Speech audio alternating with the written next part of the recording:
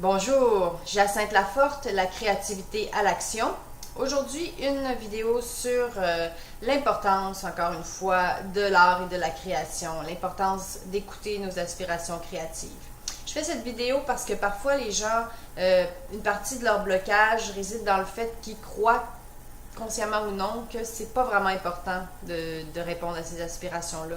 Par exemple, si pour eux, ce qui est le plus important dans la vie, c'est le changement social ou l'évolution spirituelle, ils ont une croyance sous-jacente que l'art, c'est à côté de ça, ça sert pas ça, donc c'est pas important, puis ce qu'il faut vraiment faire, c'est le changement social ou l'évolution spirituelle.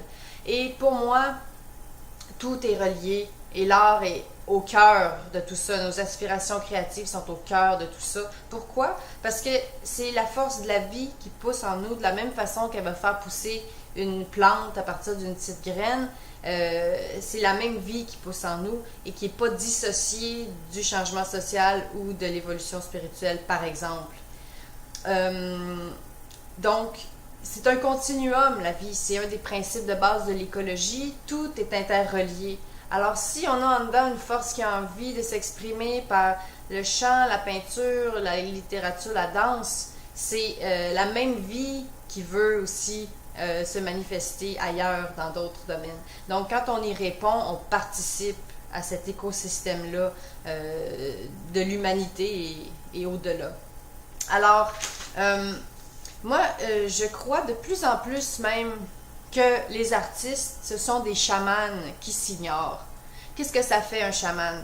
Un chaman, en fait, c'est connecté à d'autres dimensions de l'existence, et puis ça va faire des rituels, des chants, des montages d'objets, ça va entrer en transe, et ça va connecter les personnes justement à un sens du sacré, à une autre dimension de l'être, et au fond, que font les artistes à part ça? Je veux dire, c'est en plein ça que font les artistes. Quand ce soit par la sculpture, la danse, le chant, l'écriture, les artistes vont connecter les gens à une autre dimension des choses. Et le besoin de sens, c'est fondamental. Donc, c'est très important le travail des artistes qui perçoivent comme des courants qui se passent sous-jacentes à ce qui se produit dans la société. Les artistes perçoivent ça et l'expriment, et c'est vraiment, ça joue un rôle très important dans l'évolution, je crois, de nos sociétés, de nos cultures. En plus, c'est ça, l'art, ça permet de libérer des émotions, ça nettoie les blessures, ça comprend les choses à un niveau différent de la compréhension simplement intellectuelle. C'est un autre niveau dont on a besoin. Ça nous ramène dans le moment présent, ça nous rend à nous-mêmes et ça a totalement une fonction. Moi, je fais cette petite vidéo-là après avoir animé hier un atelier dans le cadre du Forum social mondial à partir des personnages de mon roman Cité Carbone, qui se passe donc dans un contexte où il y a soudainement plus de pétrole à Montréal.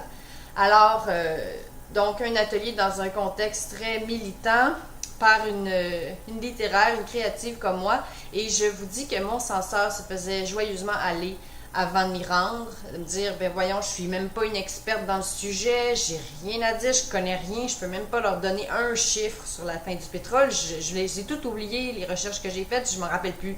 Donc, je me disais, j'y allais, puis j'étais terrifiée. Mon artiste intérieur était terrifié. Et savez-vous quoi?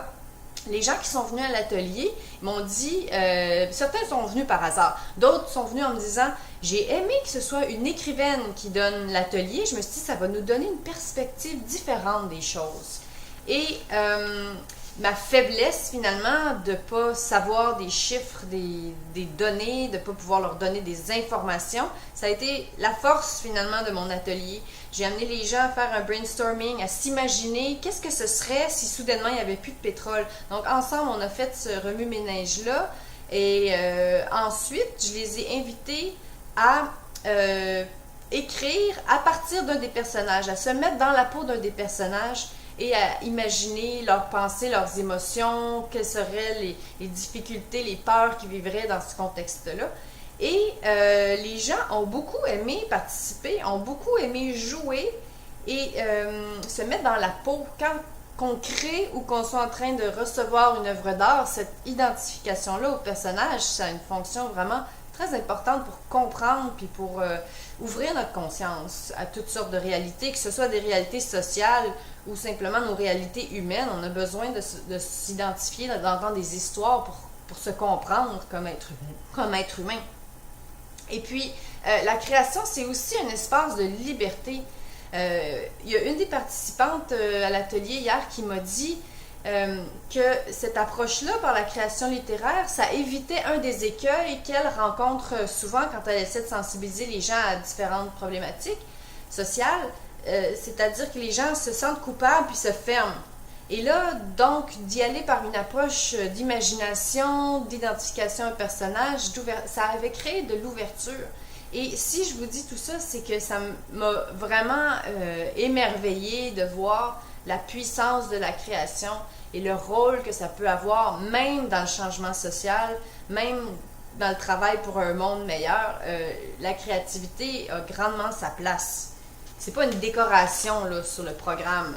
C'est vraiment un processus qui contribue pleinement à cette évolution humaine-là.